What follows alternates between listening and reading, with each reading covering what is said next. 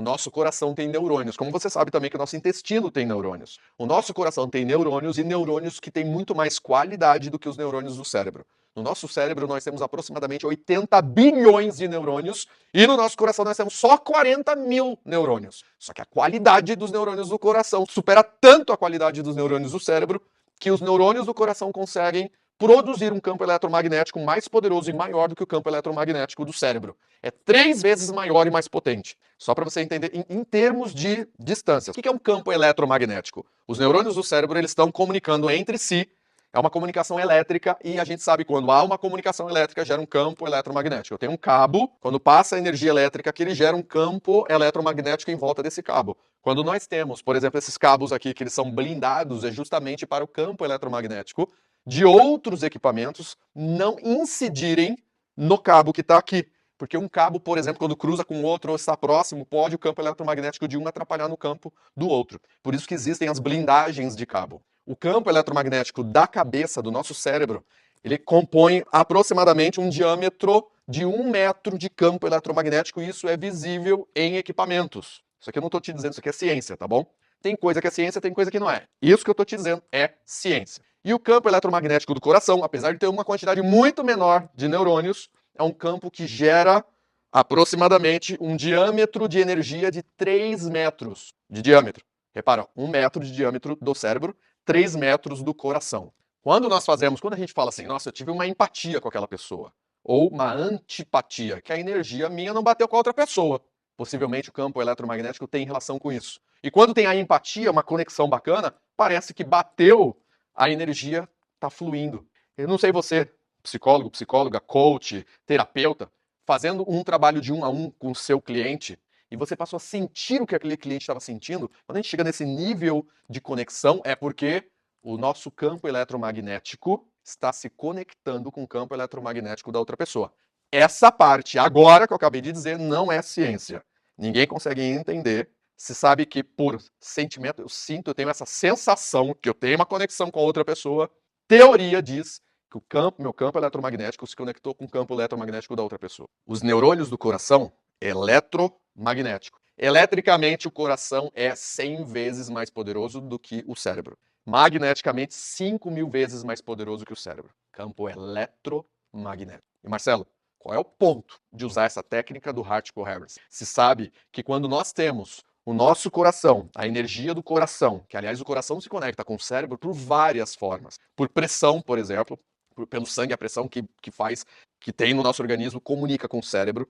A parte neural, toda uma conexão neural. E o coração com o cérebro também se conecta com hormônios, com neurotransmissores e se conecta também com o cérebro, tem uma conexão com esse campo eletromagnético. Quando nós temos, o que significa heart coherence? É um equilíbrio entre o cérebro e o coração. Quando nós temos esse equilíbrio, nós promovemos mais saúde mental e emocional para a nossa vida. Qual o exercício que promove e provoca o heart coherence, Marcelo? Um exercício simples, meditação promove heart coherence. Simples, sim ou não? E por que promove? Qual é a base disso? Vem comigo que eu vou te explicar aqui. Tem que te explicar. Vamos falar sobre frequência cerebral. Na frequência cerebral, você está aqui agora em beta, prestando atenção aqui em tudo que eu estou falando. A sua frequência cerebral está beta. Você está ativado, está racionalizando, está pensando, está com seus sentidos sensoriais todos conectados, ver, ouvir, sentir. Tá, ok, beta. Nós temos a nossa respiração aqui. Respiração. E aqui nós temos o batimento cardíaco. Eu acho que eu separei as sílabas errado aqui, mas tá tudo bem. Vamos lá, vem comigo. Quando você está aqui com a frequência cerebral em beta, a sua respiração está de uma forma específica, como está aqui agora. E quando a sua respiração está dessa forma, com a sua frequência em beta, o seu batimento cardíaco está de um jeito também, aqui agora. Se você começa a fazer a meditação e você relaxa, você diminui a frequência cerebral e a sua frequência cerebral sai do beta e vai para alfa. Quando a sua frequência cerebral, você está fazendo um processo de meditação que é relaxamento, a frequência diminui, o que acontece com a sua respiração? Diminui também, vai para baixo. O que acontece com o seu batimento cardíaco? Também vai para baixo. Ah, Marcelo, mas eu fiz uma meditação mais profunda, eu relaxei muito, eu relaxei mais e mais. Ótimo. Então você desceu de alfa para teta. Quando você relaxou no nível ainda maior, o que aconteceu com a sua respiração? Também ficou mais lenta, ficou mais relaxada. E o seu batimento cardíaco? Também foi lá para baixo. Isso daqui é heart coherence. É por isso que nós falamos, faça exercícios. Quais exercícios, Marcelo? Faça meditação. A meditação, ela traz benefícios incríveis. E um dos benefícios mais simples é o heart coherence.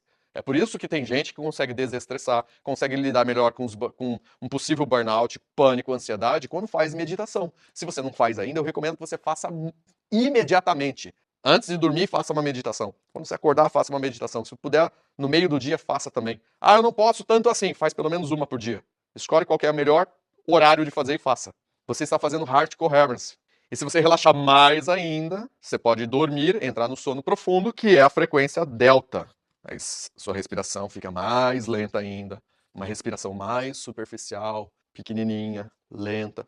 E batimento cardíaco também diminui. Porém, naquela primeira técnica que eu trouxe aqui para você, quando eu expliquei que tem a técnica do rebirthing, a técnica do rebirthing faz o seguinte: em vez de você respirar lentamente, o rebirthing faz você respirar mais rápido e mais forte. Se você então está respirando mais rápido e mais forte, a respiração vai para cima, o que acontece com o seu batimento cardíaco também vai para cima. E o que acontece com a sua frequência cerebral quando você respira, faz o rebirthing, também vai para cima, que aí você entra em gama. E qual é o ponto que unificam duas técnicas? A técnica de rebirthing, ela provoca o heart coherence num nível super ativado. E por quê? Porque quando nós estamos com a mente em gama, a nossa mente criativa potencializa. A nossa mente inconsciente potencializa, vai para lugares que nunca foi antes. Só tem um detalhe. Por isso que eu digo, anota o que eu estou te falando aqui agora, que a técnica do rebirthing, que é fazer a respiração ir para cima, vai fazer o batimento cardíaco ir para cima também. Você tem que estar perto da pessoa que está fazendo o rebirthing. Por isso que não dá para fazer online. Repara, uma pessoa que tem problema de pressão alta, aliás, quando você faz o rebirthing, a respiração vai para cima, o batimento cardíaco também, a pressão aumenta. A pressão de todos nós aumenta. O problema é, uma pessoa que tem pressão alta, que toma remédio, tem problema? Não, pode fazer o rebirthing, tanto que todo mundo faz. Mas tem algumas pessoas que não podem fazer o rebirthing. E a gente tem que estar do lado para poder cuidar dessas pessoas. Quais são as pessoas que não podem fazer o rebirthing? Não podem respirar, não podem elevar a pressão. Aquelas que têm problema de pressão alta, que o remédio não está funcionando. Quem está numa posição dessa não pode de jeito nenhum fazer a técnica de rebirthing. Nem quem tem esse problema específico de pressão, ou pessoas que têm problema de epilepsia, ou pessoas, por exemplo, gestantes, mulheres que são gestantes também não podem fazer.